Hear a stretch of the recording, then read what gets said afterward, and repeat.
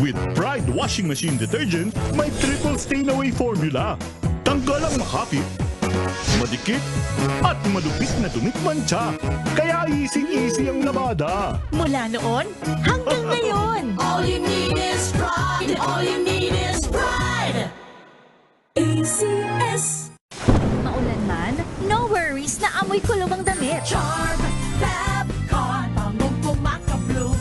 Tanggal amoy kulog sa bango ng charm. Kaya gamit ko, Charm Fab Con with Bloom Fresh technology. Kills 99.9% of kulob-causing bacteria. May aroma burst pa of thousands of flowers and berries. Ang sampay sa loob, no amoy kulob. Pangungkong maka-bloom sa charm. Charm Fab Con. ACS. May nagbago.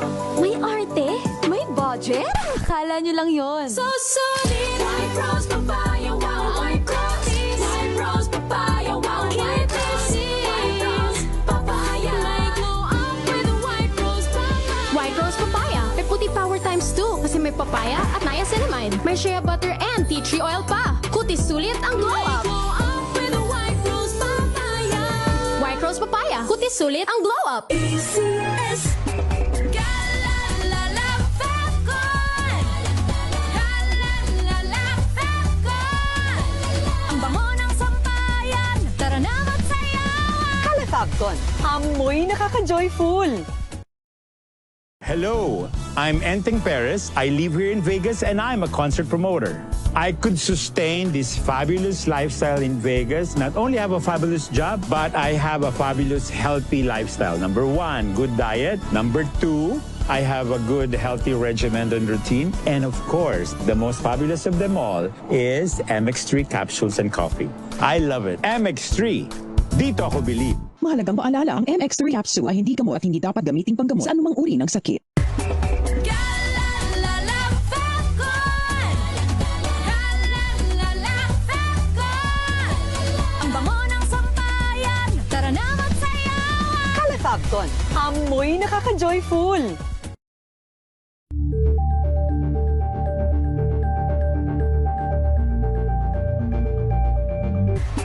Galalala Fabcon. Galalala Fabcon. Ang bango ng sampayan. Tara na magsayawan. Calefabcon, amoy nakaka-joyful.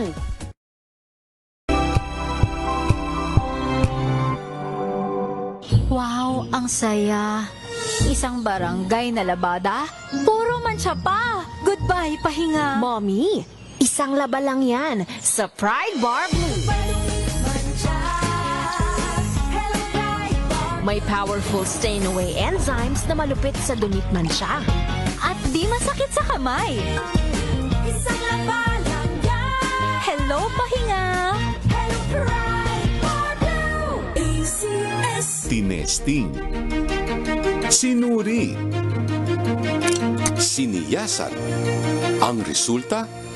Super effective ang Shield sa pagpatay ng bakterya at virus. Shield Antibacterial Soap. Believe ang mga eksperto sa Philippine Nurses Association.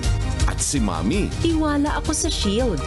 Shield Antibacterial Soap. Napatunayang mabisa. Ang mga nurse, tiwala. ACS.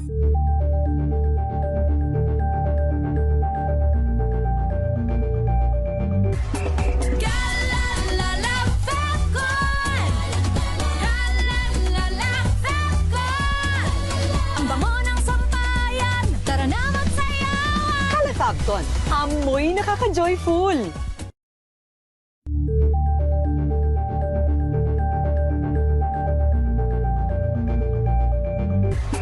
Galalala Fabcon.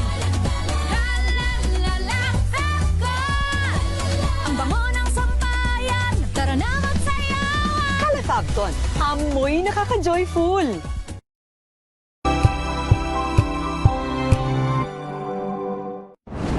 Kung good vibes ang hanap mo, dito ka na sa sigurado.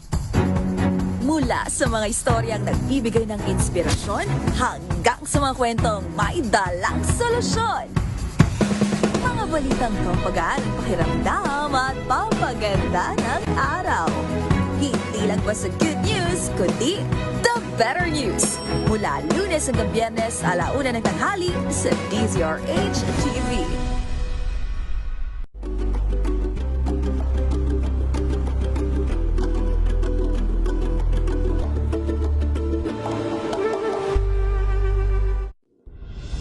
Tuloy-tuloy ang pagtulong, tuloy-tuloy ang pagseserbisyo, at tuloy-tuloy ang balitaan kasama si May Binauhan sa Operation Tulong mula Lunes hanggang Biyernes.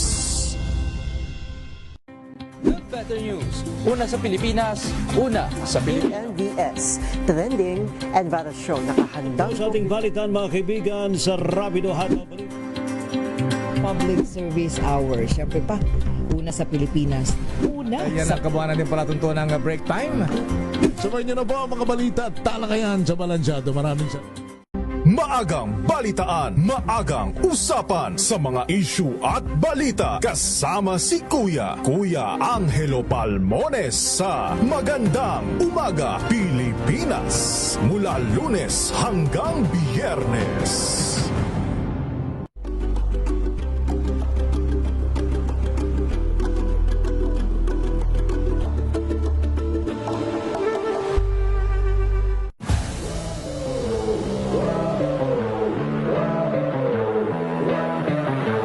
Honestly, sakit. Sakit talaga kasi, we had the twice to beat and we unfortunately lost in the quarters. So, medyo we have like a chip on our shoulder. Okay, what are you surprised most about CBA? At how much love the fans have for this league.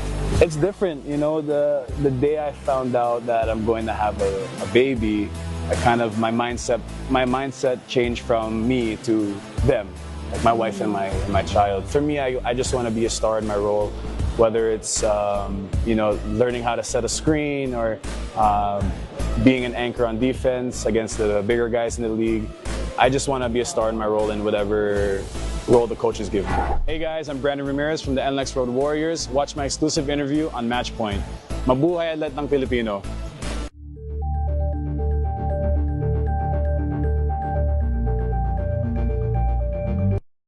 Mga balitang gigising sa inyong umaga. Mga balitang kailangan mong malaman. Mapapakinggan sa ACS Balita sa 2x2.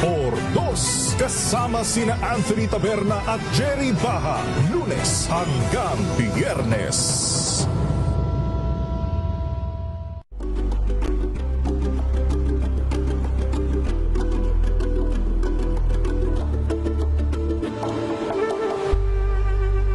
Alamin ang mga maiinit na isyung pambayan, mga balitang kailangan mong malaman, usapin sa pamahalaan, politika, ekonomiya at kabuhayan. Ito ang mga dapat mong malaman, pakialaman at pag-uusapan dahil kayo ang tinig ng mamamayan dito sa Damdaming Bayan. Live sa DZRH Radio, DZRH TV at DZRH Digital. Kasama sina Lakay, Deo Macalma at Elaine Apit. Araw-araw, Lunes hanggang Biyernes. Damdaming Bayan. Samahan niyo po ako hanggang 7:30 ng gabi. DZRH Usapang Liga. Magandang gabi Pilipinas, Metro and Mega Manila, nas extension sa DZRH at RHT. Naray si Mayan. At Kisses Hubson. Para sa DZRH, una sa Pilipinas. Una sa Pilipino.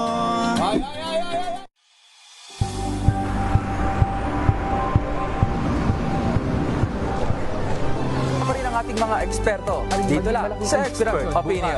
Ito ang The Better News. TNVS, Trending and Viral Show. Kwento, iba't ibang anggulo. Dito, sa Point. Bawat pananagutan ating tatalakayin dito sa Hoy. Bawal yan. Filipino, dito lang sa DZRH TV, matchable entertainment and lifestyle. Ito ang MBC TV Network News. Una sa Pilipinas, una sa Pilipino.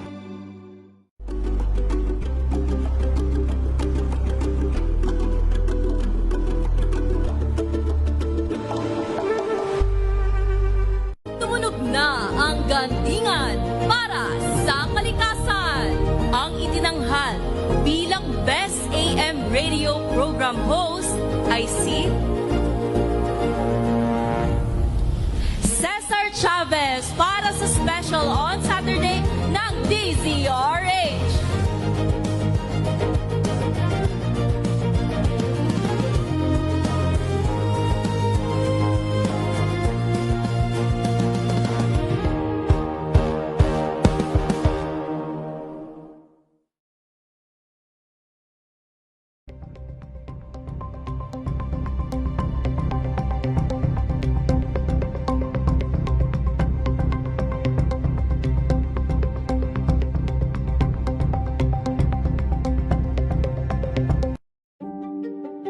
Buklatin ang mga pahina.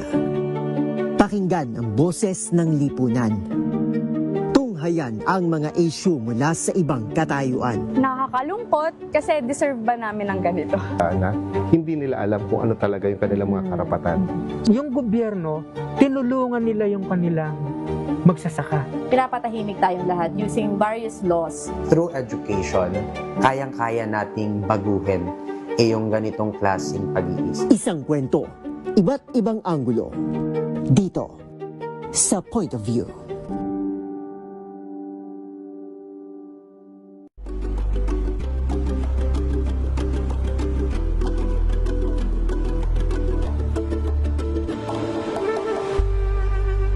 Tambalang Anthony Taberna at Jerry Baha ang gigising sa inyong umaga dahil lalatay ang humahagupit na diskusyon at komentaryo Lunes hanggang Biyernes sa 2x2.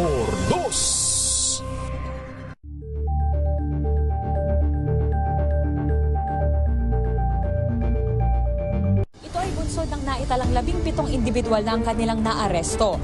Metro Manila Development Authority o MMDA ang No Contact Apprehension Policy o NCAP sa Metro Manila. Sa ilang mga dokumento ay peke. Hindi rin legal ang employment na ipinangako sa kanila. Sa mata ng batas, mananagot ang sangkot at may sala.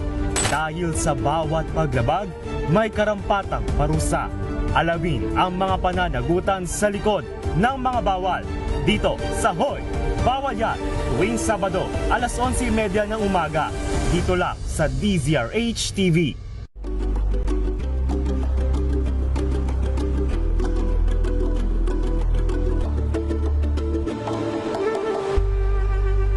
Tumunog na ang gandingan para sa kalikasan.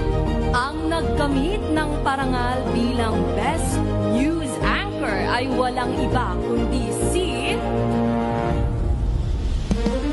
Angelo Palmones ng Magandang Umaga Pilipinas, DZRH Radio 666 kHz.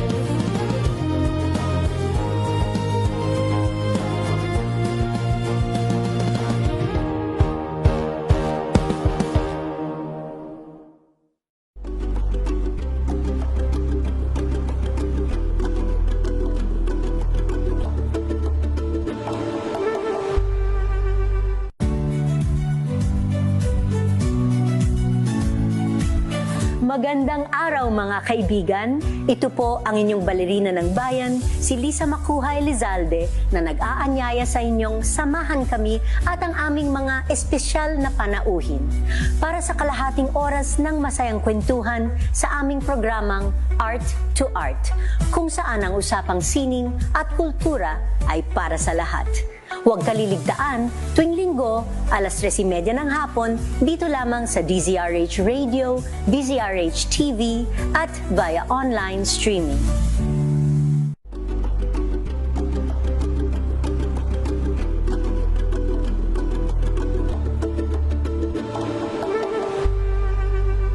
We've got you covered. From the hottest hits, exclusive interviews, kilig to the bones fan meet experience, and hataw performances of your favorite stars. Saturdays, 12 noon, dito lang sa DZRH TV.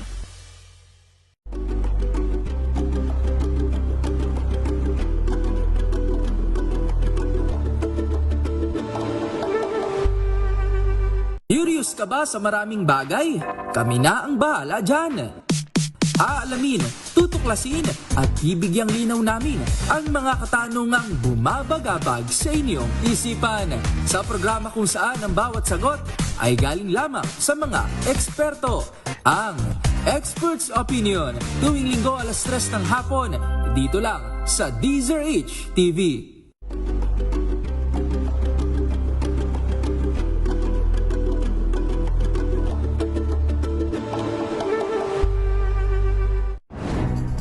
Good vibes ang hanap mo? Dito ka na sa Sigurado! Mula sa mga istoryang nagbibigay ng inspirasyon hanggang sa mga kwentong may dalang solusyon. Mga balitang pampagaan, pakiramdam at pampaganda ng araw. Hindi lang basta good news, kundi the better news. Mula Lunes hanggang Biyernes, 1:00 ng tanghali sa DZRH TV.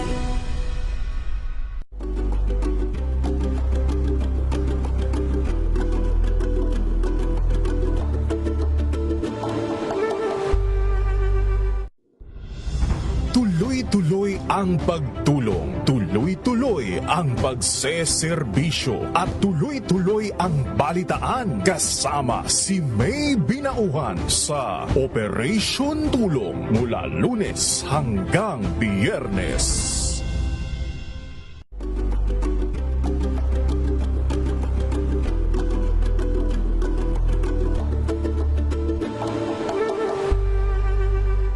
Maagang balitaan, maagang usapan sa mga issue at balita kasama si Kuya Angelo Palmones sa Magandang Umaga Pilipinas mula Lunes hanggang Biyernes.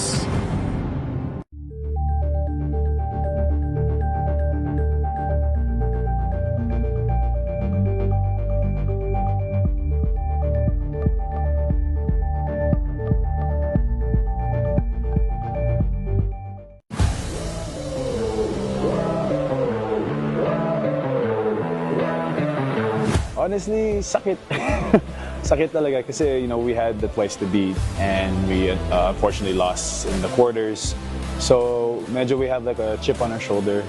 Okay, what are you surprised most about PBA? At how much love the fans have for this league. It's different, the day I found out that I'm going to have a baby, my mindset changed from me to them.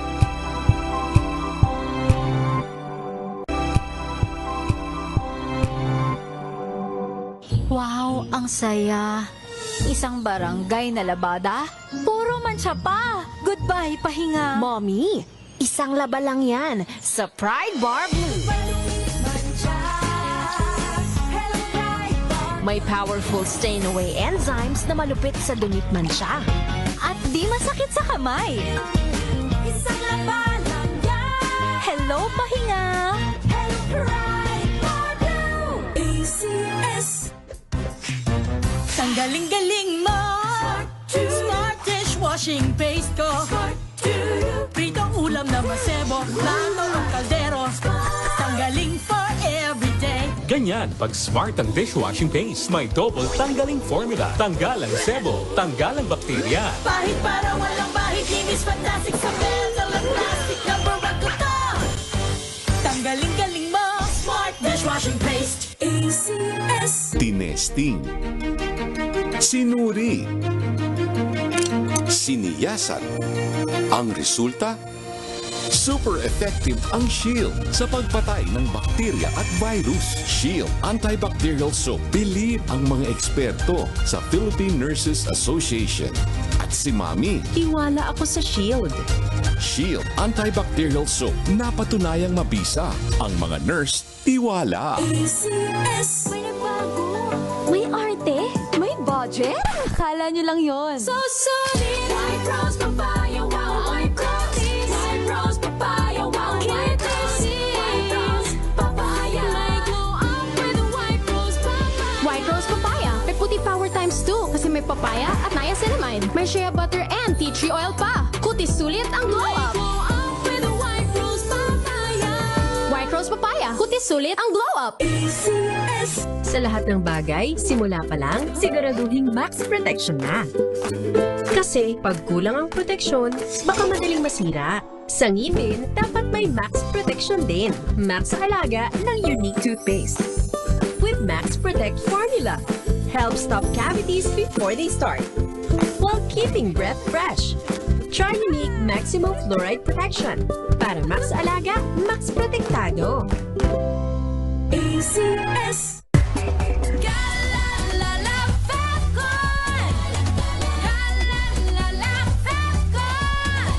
Ang bango ng sampayan, tara na magsayawan. Calefacton, amoy nakaka-joyful. Sa puso ng kalikasan, natatangi ang prutas ng mangosteen. Ito ay nagtataglay ng antioxidant compounds na alpha, beta at gamma mangosteen. Ang MX3 capsule ay isang food supplement na gawa sa natural na mangosteen. Ito ay tested and proven to help avoid knee joint pain discomfort para iwas-iwas sa sakit with long-term supplementation 2 capsules daily. MX3 capsule, tunay, natural at original. Mahalagang paalala, ang MX3 capsule ay hindi gamot at hindi dapat gamiting panggamot sa anumang uri ng sakit.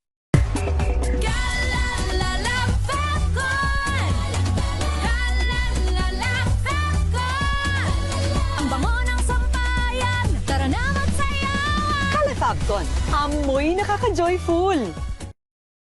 I'm Jovi Kalmov. Currently, I am the Vice President for NAFA, which stands for the National Federation of Filipino-American Association for the state of Arizona. In order for me to perform very well, I really make sure that my physical and spiritual wellness is really in order. And of course, the help of MX3 capsule. This is the secret. MX3, dito ako believe. Mahalagang paalala, ang MX3 capsule ay hindi gamot at hindi dapat gamiting panggamot sa anumang uri ng sakit.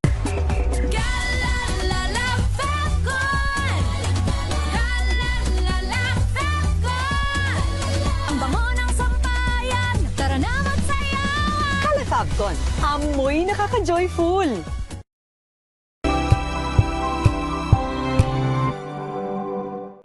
Like my wife and my child. For me, I just want to be a star in my role, whether it's learning how to set a screen or being an anchor on defense against the bigger guys in the league.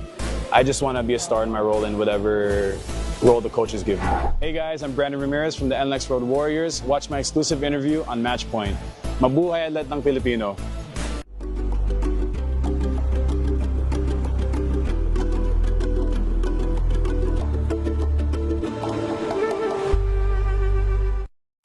Mga balitang gigising sa inyong umaga. Mga balitang kailangan mong malaman. Mapapakinggan sa ACS Balita sa 2x2. Kasama sina Anthony Taberna at Jerry Baha. Lunes hanggang Biyernes.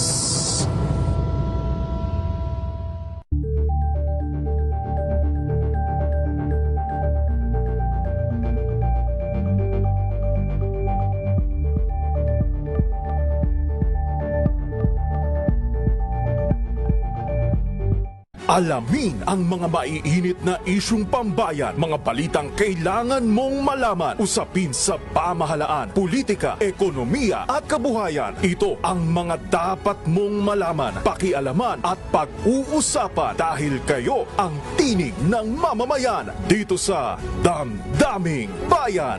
Live sa DZRH Radio, DZRH TV at DZRH Digital. Kasama sina Lakay, Deo Macalma at Elaine Apit. Araw-araw, Lunes hanggang Biyernes. Damdaming Bayan.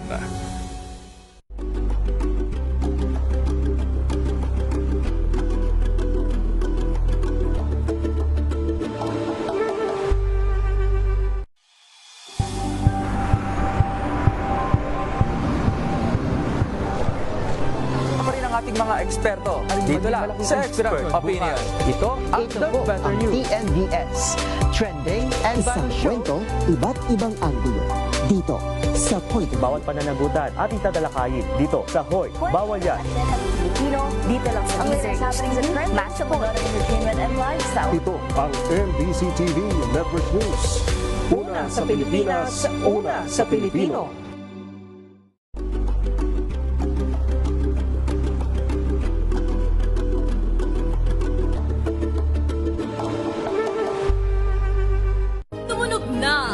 Sandigan para sa kalikasan. Ang itinanghal bilang Best AM Radio Program Host ay si Cesar Chavez para sa special on Saturday ng DZRH.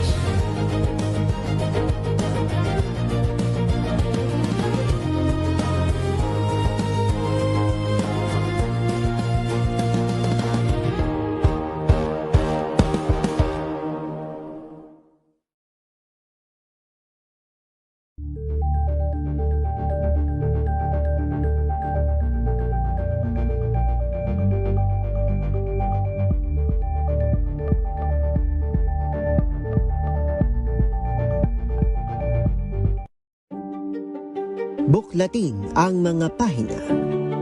Pakinggan ang boses ng lipunan. Tunghayan ang mga issue mula sa ibang katayuan. Nakakalungkot kasi deserve ba namin ng ganito? Na hindi nila alam kung ano talaga yung kanilang mga karapatan.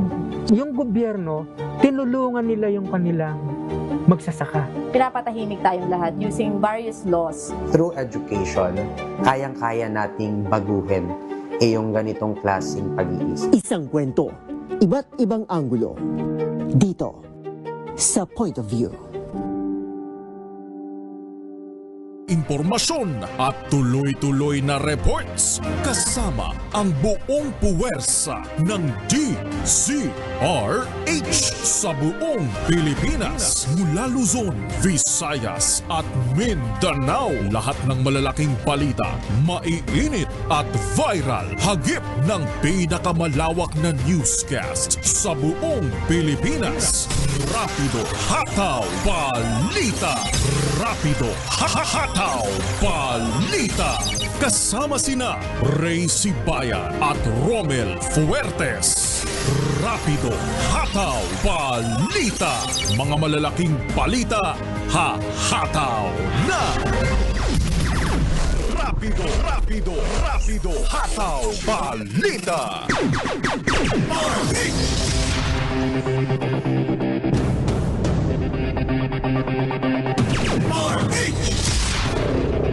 Magandang hapon ho, Luzon, Visayas, Mindanao sa ating pong Rapido Hataw Balita ngayong pong habong ito ng Huwebes, 2 sa buwan ng Hulyo taong 2026. Sa ating pong headlines, ikatlong araw po ng INC rally kinasasaliwasang Bonifacio, Maynila. PNP naka-full alert pa rin sa National Capital Region.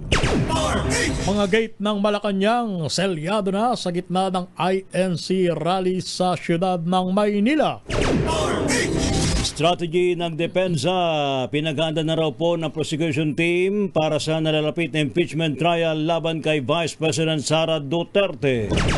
Pagangat ng Pilipinas sa upper middle income status, patunay ba epektibo ang economic policies ayon sa Malacanang. Pangulong Ferdinand Marcos Jr. nasa bansang Canada na para sa 4 na araw na official visit doon. Tensyon sa isang paaralan sa Quezon City sumiklab dahil sa kumalat na security threat. Isa namang mister tinaga ang kanyang misis dahil po sa selos. Ayun, naputulan daw po ng kamay sa Lucena City si misis. Rapido Hataw Balita. Ano po mga lingkod sa pagbabalita, sina Ray Sibayan at Romel Fuertes para sa DZRH, una sa Pilipinas, una sa Pilipino. Sa ating mga balita, halos 1,000 taga Batangas ang nagtungo rin sa liwasang Bonifacio bilang suporta raw po sa rally na Iglesia ni Cristo. Nagkilos protesta ang mga constituent ni Batangas 1st District Congressman Leandro Leviste. Bit-bit daw po ang mga placard na may panawagang sugpuin ng korupsyon, ikulong ang mga kurap. Ayon po sa grupo, parang sindikato na raw ang gobyerno na nakikinabang sa kaban ng bayan habang naghihirap ang sambayanang Pilipino. Nabulabog ang napaulat na security threat ang bagong silangan National High School sa Quezon City ngayong araw. Bagamat idiniklarang false alarm na mga respondent tawan ng QCPD Police Station number 13, sumiklab naman ang tensyon at panik sa naturang paaralan. May ilang mga estudyante ang nagsabing nagkaroon ng barilan at may ilan naman na nagsabing nakita nila ang isang estudyante na may hawak ng patalim habang nasa loob ng eskwelahan. Batay sa security guard ng paaralan, 8 hanggang 9 na mag-aaral ang isinugod sa klinik dahil sa panik at nahirapang huminga dahil naman sa matinding takot. Sa ngayon patuloy ang investigasyon at pagpupulong ng pamunuan, guro at barangay officials kaugnay sa naturang insidente.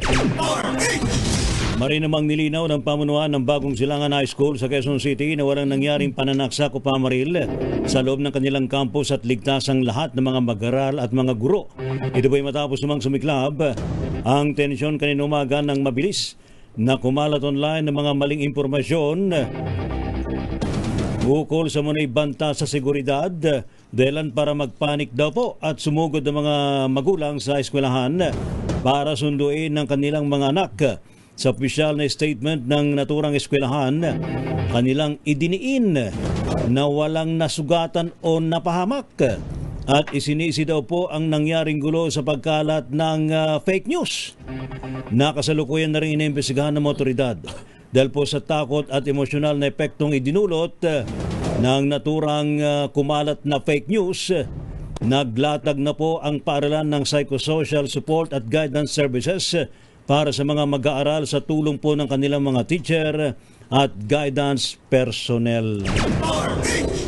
Todo ang paghahanda ng Senado sa seguridad sa labas at loob para sa impeachment trial, the Vice President Sara Duterte na mag-uumpisa sa araw ng Lunes, July 6. Pinangunahan ni Senate President Sherwin Gatchalian ang isang Interagency Security Coordinating Conference upang matiyak ang seguridad sa loob at labas ng Senado na inaasahang dadagsain sa araw ng Lunes. Kabilang sa mga pinulong ni SP Gatchalian ang Office of the Sergeant at Arms o OSA at ang Kamara at ang security personnel ng Kamara de Representantes. Mga opisyal at kinatawan ng National Intelligence Coordinating Agency o NICA. Gayun din ang mga kinatawan mula sa Armed Forces of the Philippines at Philippine National Police kasama na ang iba pang ahensya. Sa pagtaya ay abutin ng hanggang 7 buwan ang impeachment trial kay VP Sara dahil 62 trial days ang hiningi ng prosecution habang 30 araw naman ang request ng depensa. Rapido, hataw, balita. Samantala naman, mag-alas 8 kanina umaga, oras po sa Pilipinas nang dumating si Pangulong Ferdinand Marcos Jr. sa Vancouver, Canada para sa kanyang 4 na araw na opisyal na pagdalaw doon. Kasama po ni Pangulong BBM si First Lady Liza Araneta Marcos at ilang miyembro po ng kanyang gabinete. Inaasahan po agad na maipagkita si Pangulong BBM sa Filipino community sa Canada. Ayon po sa Pangulo, tinayang na sa 1 milyon na mga Pilipinong naninirahan at nagtatrabaho sa naturang bansa. Kasama rin sa schedule ni Pangulong Ferdinand Marcos Jr. ang one-on-one meeting kay Prime Minister Mark Carney. Binigyan din pa ng Pangulo ang kalagaang lalo pang mapalakas ang ugnayan sa Canada na sumusuporta sa Pilipinas sa usapin ng soberenya. Labas tayo ng ating impilan. Pagangat ng Pilipinas sa upper middle income status, patunay na epektibo ang economic policies ng administrasyon. Ayon yan kay Pangulong Marcos. Ibalita mo yan, RH number 14, Let Narciso Marinlet. Ni Pangulong Ferdinand Marcos Jr. na mahalagang tagumpay para sa Pilipinas ang pag-angat sa upper middle income status.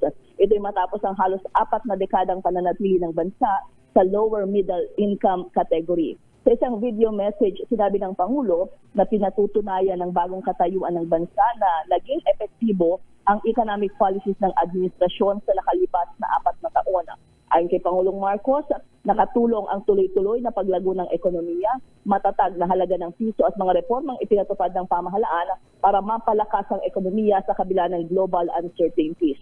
Naniniwala ang Pangulo na mas magpapataas pa ito ng kumpiyansa ng mga mamumuhunan na inaasahang magbubukas ng mas maraming negosyo, dekalidad na trabaho at mas maraming oportunidad para sa mga Pilipino. Iginiit naman ng Presidente na hindi dapat manatili sa papel ang pag-unlad ng ekonomiya dahil dapat itong maramdaman ng bawat pamilyang Pilipino. Pakinggan natin si Pangulong Marcos.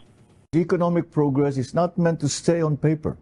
It is meant to open doors, put food on the table, and give every Filipino the chance to build a better life. That is the work that we will continue to do until every family feels the benefit of our country's progress.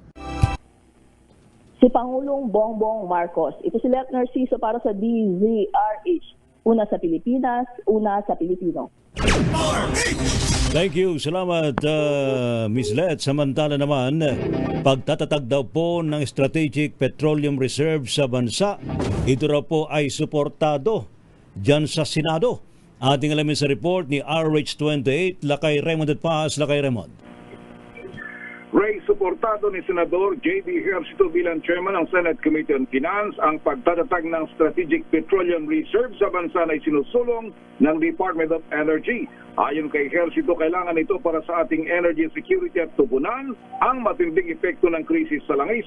Nakita natin ito nang nangyari ang giyera sa Middle East sa pagitan ng Amerika, Iran at Israel na nagka-problema sa supply at sumirit ng gusto ang presyo ng langis sa world market nang isinara ang Strait of Hormuz. Sa pagdinig ng Senate Committee on Energy na pinamumunuan ni Senador Erwin Tulfo, sinabi ni Ejercito na kailangan natin ng petroleum reserve bilang paghahanda kapag magkaroon muli ng krisis. Dahil nang nangyari ang giyera sa Middle East ay bumaba sa 40 araw ang reserba natin ng langis kumpara sa bansang Japan na may na 250 days na reserba. Base sa plano ng Department of Energy, sinabi ni Secretary Sharon Garinde na magtatayo sila ng mga tangke para pagimbakan ng langis at dito kailangan ng 5 bilyong pisong pondo. Target nila na doblehin ang 60 days na kasalukuyang inventaryo natin sa langis at gawing 120 days na supply. Sinabi ni Garin na nagbigay na ng proposal ang Saudi Aramco, Abu Dhabi National Oil Company o ADNOC at Japan para tulungan ang bansa na makapagtayo ng oil reserve. Narito ang bahagi ng pagdinig at pagtatanong ni Senator J.B. Ejercito kay Secretary Sharon Garin ng Department of Energy. Is a need to increase, no, kasi hindi naman natin iniisip ito no, until this crisis came about, no. Japan has a 250-day fuel reserve, tayo po nasa 60 lang, I understand. So Secretary, tanong ko lang, doon po sa plano ninyong to build these reservoirs or fuel reserves, how many days po yung mga ilang days po yung target natin para po tayo at least we feel secure. Mr. Chair, the current proposal is 60 days. That can be increased also eventually kasi we have to consider ang presyo din because construction pa lang yun, yung 5 billion ng tangke. Wala pa yung goods diyan. So, and then currently the total available storage of the country of the private is up to 60 days lang siya. So, ang plano sana madagdagan natin ng 60 pa with the so aside from the private companies who have about 60 days, we will have our own another 60. So mga 120 days total. So yung 5 billion ang bahagi ng pagdinig kanina ng Senate Committee on Energy. Ito si RH28, Raymond Advance para sa DPRH, una sa Pilipinas, una sa Pilipino. Sa mababang kapulungan ng Kongreso, strategy ng depensa, pinagandaan na ng prosecution team sa impeachment trial ni Vice President Sara Duterte. RH number 12, Manang Milky Regunan. Manang Milky, magandang hapon. Magandang hapon, Romel at Ray. Pinaghahandaan na ng House Prosecution Team ang inaasang pagdepensa ng defense team na mga procedural matters at technicalities para lamang harangin ang paglalatag ng ebidensya laban kay Vice President Sara Duterte. Itong inaasahan ni Attorney Benjamin Tolosa Jr. nang matanong kung anong inaasahan nilang legal obstacle sa impeachment trial na magsisimula na sa Lunes, July 6. Matatandaan hindi natuloy ang paglilitis sa unang impeachment case ni VP Sara noong 2025. Ito ay nang questionin ng kampo ni Vice President Sara Duterte sa Korte Suprema dahil hindi umano ito binigyan ng due process at bandang huli ay idineklarang unconstitutional. Muling sumaklolo si VP Sara sa Korte Suprema para harangin ang pangalawang impeachment case pero walang nilabas na desisyon ang Supreme Court. Sa panig naman ni House Lead Prosecutor Jervil Luistro, humihingi siya ng panalangin para sa maayos na pag-uusad ng impeachment trial. Si Luistro kasamang ilang miyembro ng House Prosecution Team ay dumalo kaninang umaga sa misa.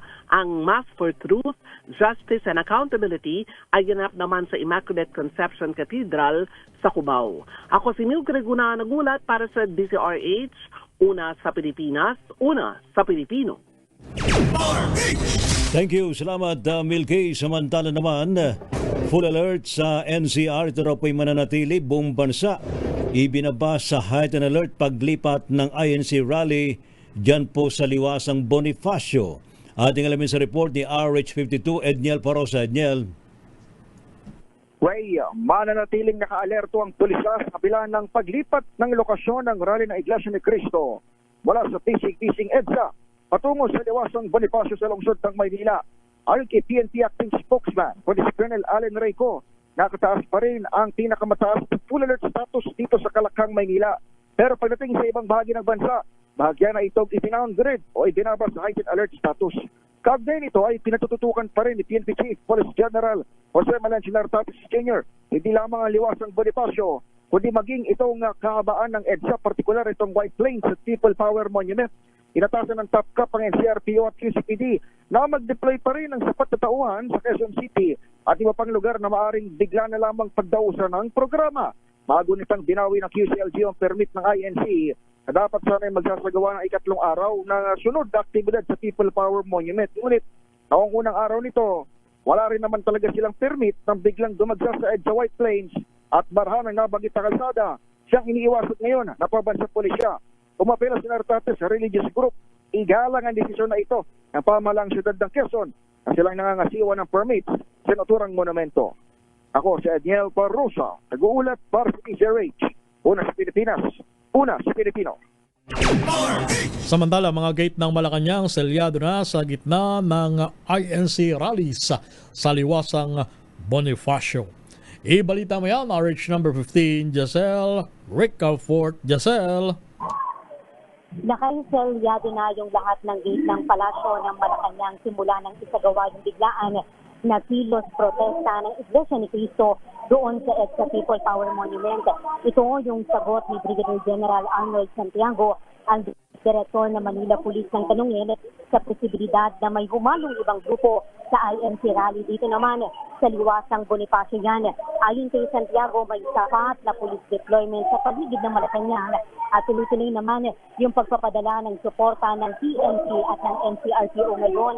Pero sa ngayon, wala pa naman aming na-monitor yung hanay na ibang grupong nakahalo sa pagtitipon ng INC dito sa lugar. At kasabay nito yung panawagan ng Direktor sa INC community na pulisan din yung kanilang hanay upang hindi mahaluan ng ibang may hindi magandang plano o balak.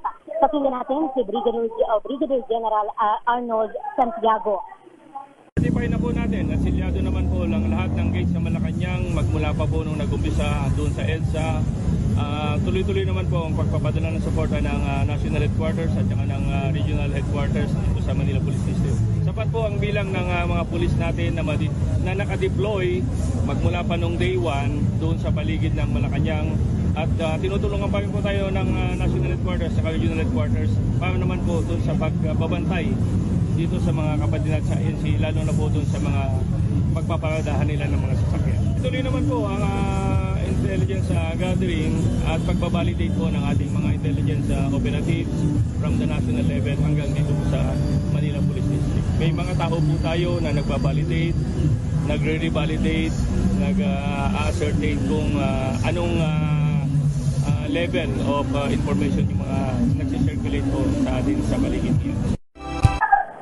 Wala pang impormasyon lakay si Santiago kung hanggang anong oras o hanggang kailan magtatagal itong pagtitipon. Pinatayang mahigit kumulang 8,700 katao na yung nandito sa liwasang Bonifacio hanggang kaninang 1:00 ng hapon batay sa tala ng Manila City Disaster Risk Reduction and Management Department. Mas mataas ito kumpara sa 1,700 pagtaya naman ng Manila Police District hanggang kaninang 12:00 ng tanghali. Ito si Giselle Ricoport para sa DZRH sa Pilipinas, una sa Pilipinas. Thank you, Miss Giselle. Samantala, Senador Rizon Tiveros, tiniyak daw po na ginagawa ng Senado ang tungkulin ito sa panawagan po ng transparency at accountability ng mga INC. Report mula kay RH9, Tina Nolasco. Miss Tina.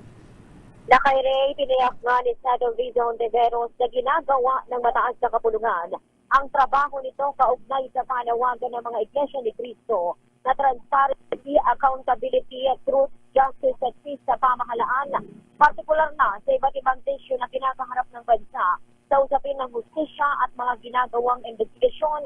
Iniyak din ni Hontiveros na ipagpapatuloy ng Senado ang iba pang investigasyon sa mga aligasyon ng graft and corruption sa iba pang programa at departamento ng pamahalaan. Sa kapihan sa Manila Prince Hotel, siniguro rin ng Senadora na ginagalang niya ang anumang pagkasaluhan ng kilig protesta para ihayag ang anumang saloobin dahil karapatan nito ng bawat isa. Pakinggan natin.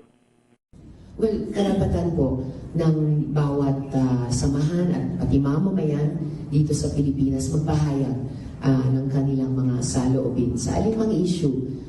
Issue man ng hustisya, issue man ng mga investigasyon. Umaasa naman ang Senadora na magiging maayos at payapa ang mga ginagawang protesta ng mga miyembro ng INC sa liwasang Bonifacio ngayong araw. Ito, si RH9 Tina Nolasco para sa DZRH, una sa Pilipinas, una sa Pilipino. Myanmar, hindi pinagbigyan ng request ng ASEAN Special Envoy na makipagpulong sa nakadetain na dating State Councilor ang San Suu Kyi. Ayun. Ibalita mo yan, RH number 4, Miss Karen Oyong. Miss K. Yes, kasamang Romel, kasamang Ray, hindi pinagbigyan ng pamahalaan ng Myanmar ang hiling ni Foreign Affairs Secretary at Association of Southeast Asian Nations o ASEAN Special Envoy to Myanmar na si Maria Teresa Lazaro na mabisita at makipagpulong sa nakadetene na dating State Councilor Aung San Suu Kyi. Kasalukuyan nakakulong si Suu Kyi at maaari lamang mabisita sa sandaling matapos nitong mapagsilbihan ang kanyang sentensya, banggit ng tagapagsalita ng Myanmar na si Kaing Soy sa isang panayam.